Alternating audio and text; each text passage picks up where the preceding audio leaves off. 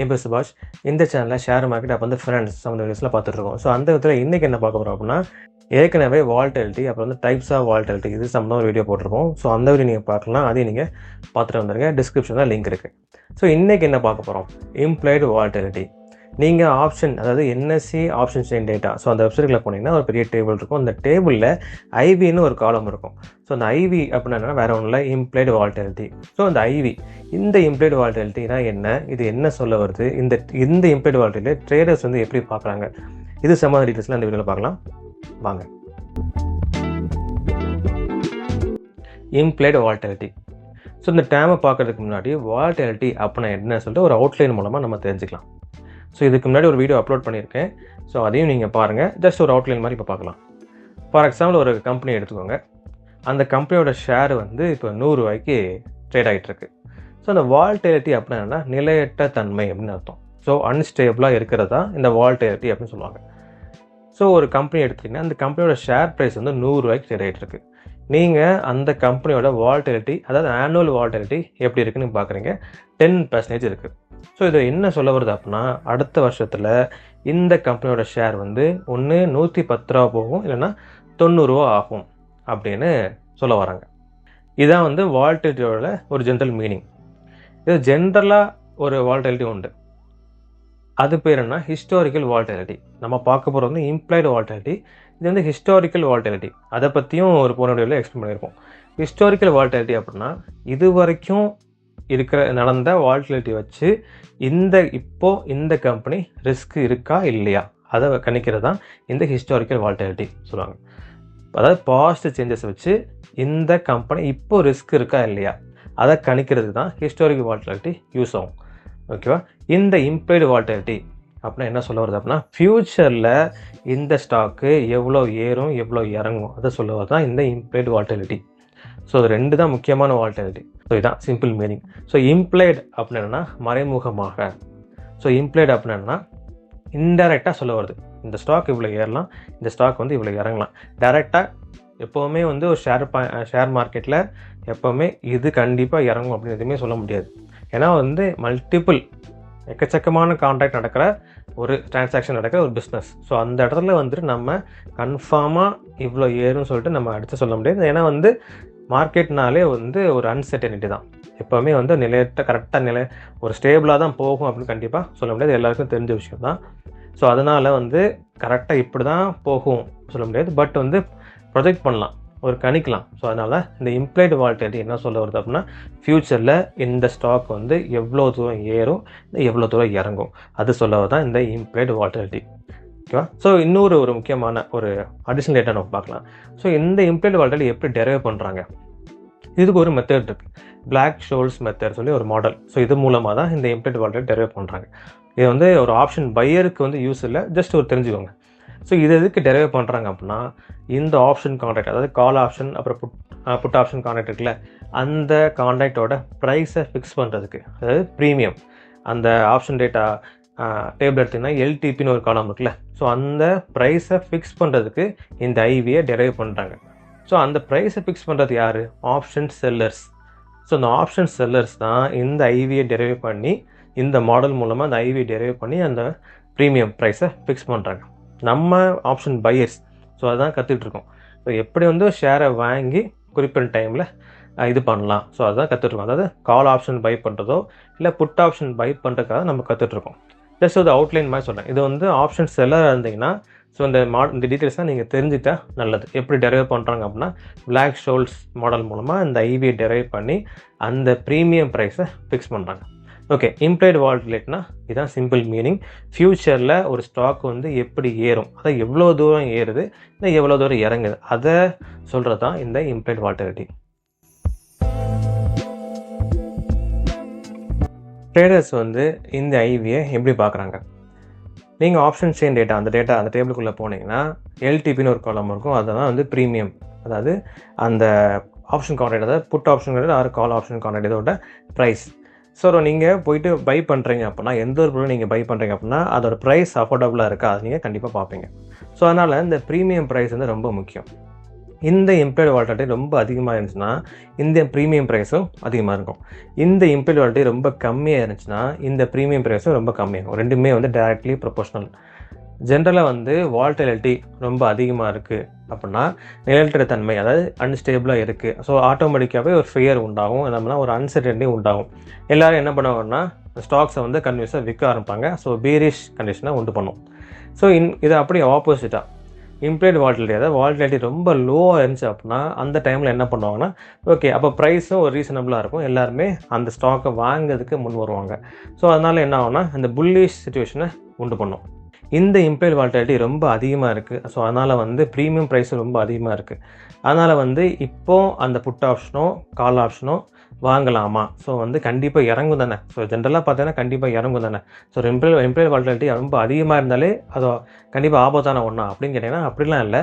கரெக்டாக கொஞ்சம் அனலைஸ் பண்ணோம் அப்படின்னா இம்ப்ளாய்டு வாலட்டிலிட்டி அதிகமாக இருந்தாலுமே மேபி நம்ம நினச்ச மாதிரி இப்போ நீங்கள் ஏறும்னு நினைக்கிறீங்கன்னா ஏறலாம். கரெக்டாக கணிச்சு அனலைஸ் பண்ணி உள்ளே போனீங்கன்னா நீங்கள் ஏறும்னு நினச்சிட்டு கால் ஆப்ஷன் வாங்கினீங்க அப்படின்னா கண்டிப்பாக ஏறலாம். ஸோ இன்கேஸ் வந்து இல்லை கண்டிப்பாக டவுன் ஆகும், இம்ப்ளாய்டு வாலட்டிலிட்டி புட் ஆப்ஷன் ரொம்ப அதிகமாக இருக்குது, இது கண்டிப்பாக டவுன் ஆகணும்னு நினச்சின்னா கரெக்டாக அனலைஸ் பண்ணால் டவுன் ஆகலாம். ஸோ இன்கேஸ் வந்து அது இதனால தான் ஆப்ஷன் செல்லர் வந்து ப்ரீமியம் ப்ரைஸை ரொம்ப அதிகமாக வைப்பாங்க.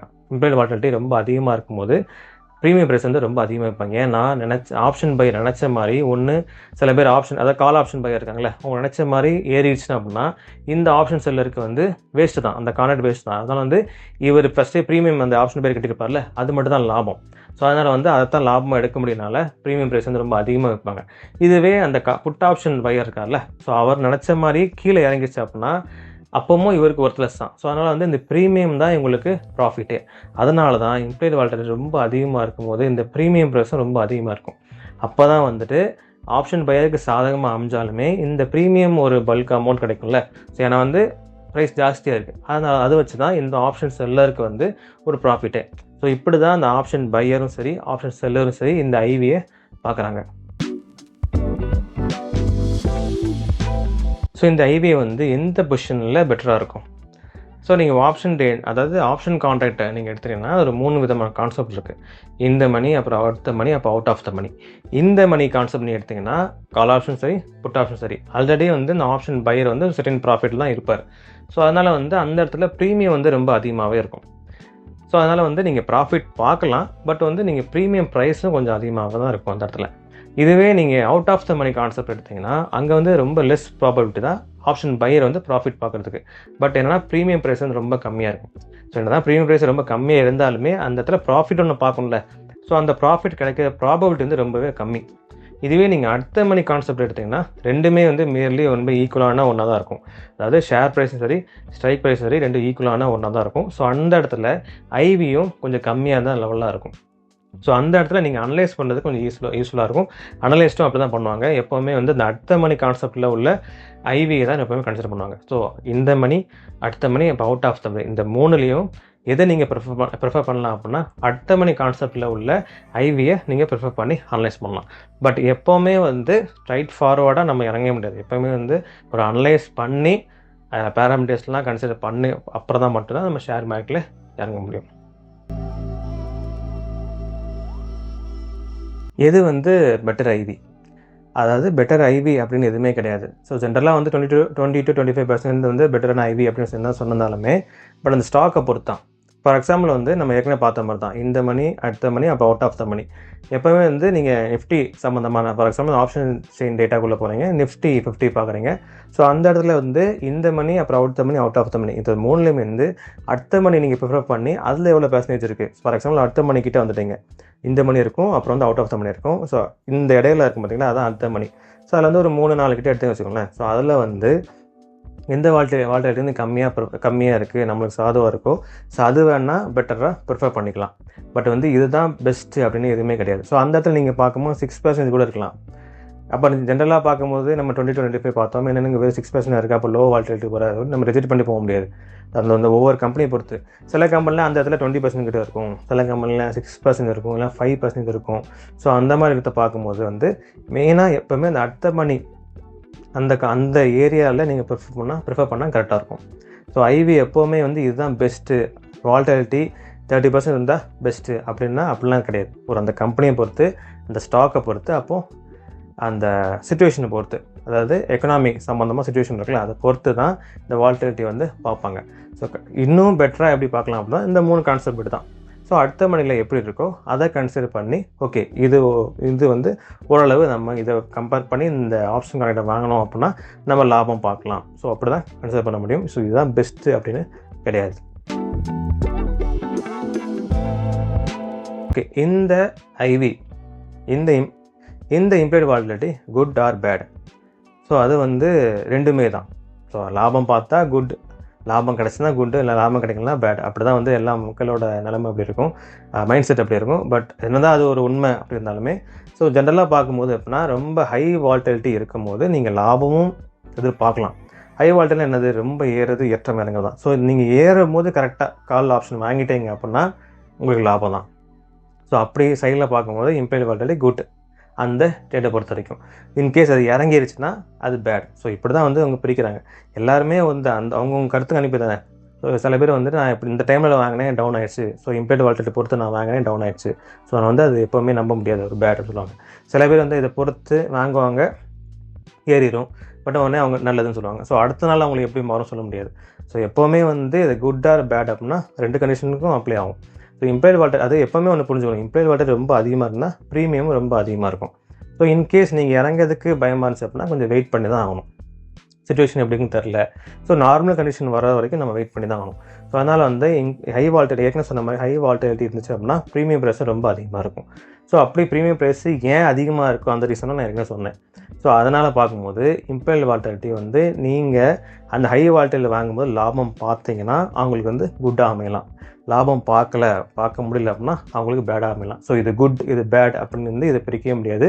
டிபெண்ட்ஸ் அப்போ வந்து அந்த ஸ்டாக்கோட கண்டிஷன் இல்லைனா கம்பெனியோட பெர்ஃபார்மன்ஸ் பொறுத்து தான் இது மாறும்.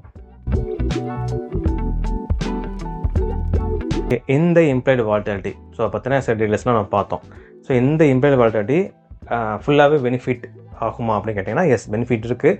But at the same time வந்து நம்ம ஒன்று புரிஞ்சுக்கணும், ஃப்யூச்சரில் இந்த ப்ரைஸ் வந்து எவ்வளோ தூரம் ஏறும், எவ்வளோ தூரம் இறங்கும் அப்படி தான் சொல்லுமே தவிர டைரக்ஷன் இப்படி தான் போகுது அப்படின்மே எந்த வால்டிலிட்டியும் சரி, ஹிஸ்டாரிக்கல் வால்டிலிட்டியும் சரி, இம்ப்ளைடு வால்டிலிட்டி சரி அப்படி கண்டிப்பாக சொல்லாது. ஸோ வந்து ரேஞ்ச் எப்படி இருக்குது, ஸோ இப்போ 30% ஃபார் எக்ஸாம்பிள் வந்து ஒரு 100% ஷேர், அந்த 100 ருபீஸ் ஷேர் ட்ரேட் ஆகிட்டு இருக்கு அப்படின்னா இந்த ரேஞ்ச் இதில் வந்து 110 ரூபா ஆகலாம், இல்லை 190 ரூபா குறையலாம். ஸோ இந்த ரேஞ்சு தான் அது சொல்ல வரும் தவிர இப்படி தான் மார்க்கெட் போக போகுது அப்படின்னு எப்போவுமே சொல்லாது. ஸோ இது வந்து ஒரு சின்ன ட்ராபேக்காக இருந்தாலுமே சின்ன ட்ராபேக் தான், பட் வந்து ரொம்ப இன்ஃபர்மேஷன் உண்டு தான், பட் இது ஒரு ட்ராபேக். எப்போவுமே வந்து எந்த ஒரு சுச்சுவேஷனுமே வந்து எந்த ஒரு டேட்டா நீ எடுத்தாலுமே கண்டிப்பாக இப்படி தான் ஏறப்போகுது அப்படின்னு சொல்லக்கூடிய டேட்டா இருக்குமா கேட்டால் என்னை பொறுத்த வரைக்கும் இல்லை. ஏன்னா வந்து இனிமேல் தான் நான் டெக்னிக்கல் இண்டிகேட்டர்ஸ்லாம் இனிமேல் தான் நான் லேர்ன் பண்ண போகிறேன். ஸோ அதுக்கு முன்னாடி இது வரைக்கும் நான் படித்ததில் வந்து கண்டிப்பாக இப்படி தான் ஏறும் அப்படின்னு சொல்கிற அளவுக்கு பேராமீட்டர், அதாவது ஜென்ரலாக பேராமீட்டர் இருக்குமா அப்படி எனக்கு தெரிஞ்சு இல்லை. ஸோ அதே மாதிரி தான் இந்த இம்ப்ளைடு வால்டிலிட்டி வந்து நாளைக்கு இது இப்படி தான் ஏறப்போகுது அப்படின்னு இந்த டைரக்ஷனுக்கு எப்பவுமே காமிக்காது. இந்த ரேஞ்சு மட்டும் தான் நம்ம அது மூலமாக தெரிஞ்சுக்கலாம். அது மட்டும் இல்லாமல் இந்த இம்ப்ளைடு வால்டிலிட்டி கரண்ட்டாக இந்த சிச்சுவேஷன், அதாவது நியூஸ் அப்புறம் வந்து கரண்ட்டாக நடக்கிற இதை பொறுத்து தான் இந்த இம்ப்ளைடு வால்டிலிட்டி இருக்கும். ஸோ அப்போ தான் வந்து இந்த ஹிஸ்டாரிக்கல் வால்டிலிட்டி மாதிரி ஃபண்டமெண்டலாக அனலைஸ் பண்ணி வரும் பார்த்தீங்களா, இந்த பி ரேஷியோ பிஇஜி ரேஷியோ அதெல்லாம் அனலைஸ் பண்ணி வரக்கூடிய வால்டிலிட்டி இது கிடையாது. கரண்ட்டாக ஷேர் ப்ரைஸ் எவ்வளோ இருக்குது, கரண்ட்டாக நாட்டு நிலவரம் எப்படி இருக்குது, கரண்ட்டாக பாலிடிக்ஸ் எப்படி இருக்குது, அந்த வார் நடக்குதா, ஸோ இந்த மாதிரி சிச்சுவேஷன் பொறுத்து தான். அதாவது நம்ம என்ன படிச்சுட்ருக்கோம்னா டெக்னிக்கல் அனலைஸுக்குள்ளே உள்ள அந்த ஆப்ஷன் கான்ட்ராக்ட் சம்மந்தமாக படிச்சுட்ருக்கோம். ஸோ டெக்னிக்கல் அனலைசிஸ் எப்போயும் வந்து கரண்ட்டாக நடத்துறதை பொறுத்து தான் மாறும். ஸோ அப்படி அந்த ஃப்ளோவில் நீங்கள் பார்த்தீங்கன்னா இந்த ஐவி வந்து கரண்ட்டாக நடக்கிற சிச்சுவேஷன் பொறுத்து தான் மாறிட்டே இருக்கும். அதாவது பாஸ்ட்டாக நடக்கிற அந்த ஃபண்டமெண்டல் அனலைஸ் எல்லாம் மெஷர் பண்ணி இந்த ஐவி ஃபிக்ஸ் பண்ணுறதில்ல. இது தற்போதைக்கு நிலவரம் எப்படி இருக்குது அதை பொறுத்து தான் இந்த இம்ப்ளைடு வால்டிலிட்டி மாறும். ஓகே, இந்த வீடியோவில் இம்ப்ளைடு வால்டிலிட்டி என்னென்னு பார்த்தோம். ஸோ அதை சம்மந்தமாக டீட்டெயில்ஸ்லாம் எல்லாமே பார்த்தோம். இந்த ட்ரேடர்ஸ் வந்து எப்படி இந்த ஐவியை பார்க்குறாங்க பார்த்தோம். அப்புறம் வந்து இந்த ஐவியை வந்து எப்படி டெரைவ் பண்ணுறாங்க, ஸோ ஆப்ஷன் செல்லர்ஸ்க்கு எப்படி யூஸ் ஆகுது, ஆப்ஷன் பையர்ஸ்க்கு எப்படி இதை பார்க்குறாங்க, ஸோ குட் ஆர் பேட் இந்த மாதிரி டீட்டெயில்ஸ்லாம் பார்த்தோம். உங்களுக்கு புரிஞ்சுக்கணும்னு நம்புகிறேன். நெக்ஸ்ட் வீடியோவில் ஒரு முக்கியமான ஃபினான்ஷியல் டாப்பிக்கோட உங்களை வந்து மீட் பண்ணுறேன். பாய்.